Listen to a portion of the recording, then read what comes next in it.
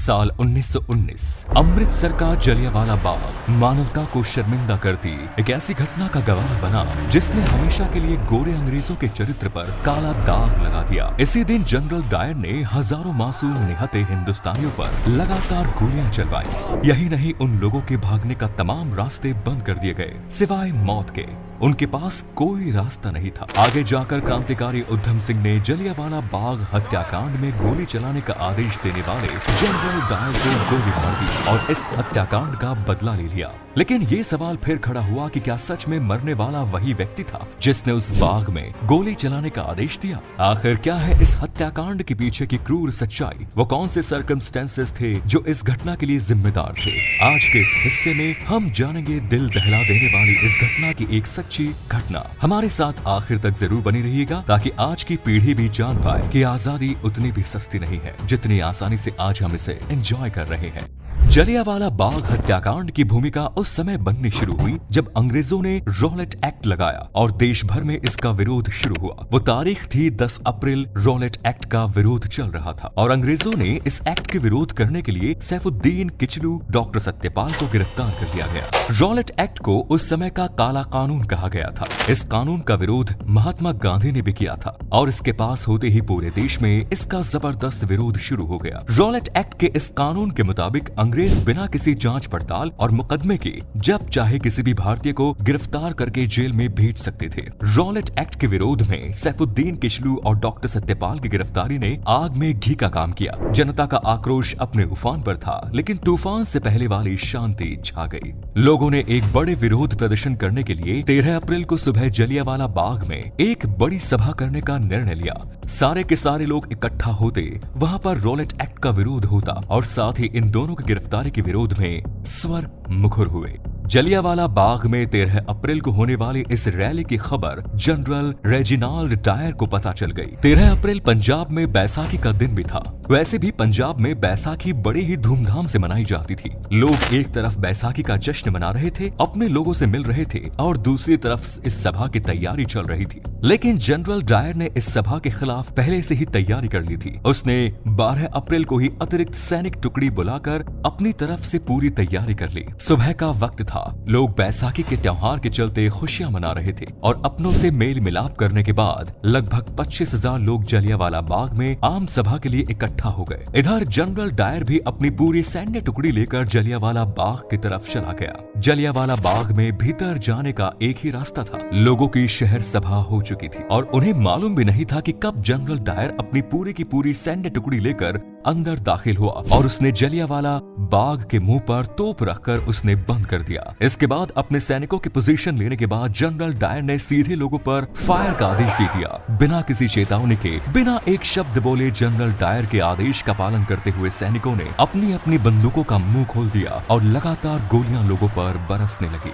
जलियांवाला बाग में general Dyer 50 rifle और इतनी ही खुखरी लेकर पहुंचा था। इसका मतलब है कि वो पहले से डिसाइड करके आया था कि उसे क्या करना है। जवानों ने इस दौरान लगभग 10 मिनट में 1600 राउंड फायर किए। लोगों को न संभलने का मौका मिला और न बचकर भागने का। जवान बिना रुके लगातार फायरिंग कर रहे थे। जनरल डायर ने आदेश ही कुछ ऐसा दिया था। फायरिंग केवल बंदूक में गोली लोड करने के दौरान ही धीमी पड़ती थी, वरना यहाँ मौजूद जवान लगातार लोगों पर फायर कर रहे थे। लोगों में अफरा तफरी मच गई। वहाँ मौजूद महिलाएं, बच्चे, बूढ़े और जवान सभी अपनी अपनी जान बचाने के लिए वहाँ से भागने लगे। लोगों ने वहाँ मौजूद कुएं में कूदकर अपनी जान बचाने की कोशिश की, लेकिन कोई फायदा नहीं हुआ। कुछ लोग दीवार फांद कर भाग जाना चाहते थे, मगर उसका भी कोई फायदा नहीं हुआ। जनरल डायर के सैनिकों ने हर किसी को चुन चुन कर मारने की कसम खा रखी थी। बाग के जिस कुएं में कूदकर लोग अपनी जान बचाना चाह रहे थे, उसमें से 120 इंसानों की लाशें निकाली गई। वहाँ कुआं कूदकर मरने वाले लोगों के खून से भर गया। कुएं को आज भी खूनी कुएं के नाम से जाना जाता है और इतना ही नहीं, इस बाग की दीवारों पर आज भी उस समय की गोलियों के निशान मौजूद हैं।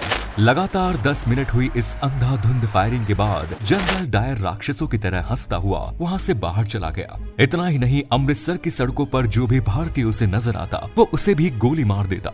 मरने वालों को अपनी तोप के पीछे रस्सी से बांधकर घसीटता हुआ ले जाया गया। इस हत्याकांड के बाद अंग्रेज सरकार सरकार ने अपने आंकड़े जारी किए। उन आंकड़ों के मुताबिक इस नरसंहार में 379 लोगों की मौत हुई, लेकिन मरने वालों की असल संख्या कुछ और ही थी। हकीकत में इस हत्याकांड में हजारों लोगों की जान गई थी। इस दिल दहला देने वाली घटना ने पूरे देश को हिला कर रख दिया। चारों तरफ इस घटना की निंदा होने लगी और इस घटना की जांच का जिम्मा लेफ्टिनेंट माइकल ऑडवायर को दिया गया। गोली चलाने वाले जनरल डायर ने अपनी सफाई में कहा कि गोली चलाना उसकी मजबूरी बन गई थी। उसे अपने कर्तव्य का पालन किया। अगर वो गोलियां नहीं चलवाता तो वहां मौजूद भीड़ उसे ही मार देती। ये मार्शल लॉ का उल्लंघन होता। लेफ्टिनेंट माइकल ऑडवायर, जो कि इस मामले की जांच कर रहा था, वो जनरल डायर के इस जवाब से संतुष्ट हुआ। आगे चलकर इस मामले की जांच लाहौर के हंटर कमीशन के द्वारा की गई। फाइनली इस मामले में जनरल डायर को सही माना गया और ब्रिटिश अधिकारियों ने उसे प्रमोशन दिया। लेकिन इसके साथ ही फाइनल रिपोर्ट में ये भी कहा गया कि जनरल डायर अब कभी इंडिया नहीं आएंगे और उन्हें ब्रिटेन में रहकर ही सर्विस करनी होगी। इस हत्याकांड के दौरान सरदार उधम सिंह जलियांवाला बाग में ही मौजूद थे। ये उनकी खुशकिस्मती थी कि वो इतनी गोलियां चलने के बावजूद भी बच गए, लेकिन उन्होंने कसम खाई थी कि वो इस हत्याकांड का बदला जरूर लेंगे। लेकिन इस हत्याकांड के मुख्य आरोपी जनरल डायर की साल 1927 में एक बीमारी के चलते मौत हो गई थी। लेकिन इस मामले की जांच करने वाला लेफ्टिनेंट माइकल ऑडवायर अभी भी जिंदा था। इधर उधम सिंह प्रतिशोध की आग में जल रहे थे। वो एक गरीब परिवार से थे। उन्होंने गदर पार्टी ज्वाइन की। उनके सिर से माता पिता का साया तो पहले ही उठ गया था, लेकिन उनका लक्ष्य तो माइकल ऑडवायर था, जो कि लंदन में था। जैसे ये जानकारी उन्हें मिली, वो लंदन जाने का जुगाड़ लगाने लगे। उन्होंने बढ़ई का काम करना शुरू किया और कुछ पैसे इकट्ठा करने लगे। पैसे इकट्ठा करके वो अमेरिका गए। अमेरिका के बाद वहां से लंदन पहुंच गए। लंदन में वो एक रेस्टोरेंट में काम करने लगे। रेस्टोरेंट में काम करते हुए पैसा जमा कर रहे थे ताकि एक पिस्टल खरीद सके। इतने सब काम करने के चक्कर में उधम सिंह को पूरे 21 साल लग गए। आखिरकार फाइनली वो समय भी आ गया जब उधम सिंह अपने लक्ष्य के करीब पहुंचे। साल 1940 में लंदन के क्रैक्सटन हॉल में ईस्ट इंडिया एसोसिएशन और रॉयल सेंट्रल एशियन सोसाइटी की मीटिंग होनी थी। इस मीटिंग में माइकल ऑडवायर भी पहुंचा था और उधम सिंह एक किताब में बंदूक रखकर ले गए थे। दरअसल किताब के पन्नों को उन्होंने बंदूक की आकृति के बीच से काट लिया था और उन्हीं के बीच में वो बंदूक छुपा कर ले गए थे। पंक्ति में सबसे आगे बैठे उधम सिंह माइकल ऑडवायर के आने का इंतजार कर रहे थे। जैसे ही माइकल ऑडवायर स्टेज पर आया, उधम सिंह ने 3 गोलियां उनके सीने में उतार दी।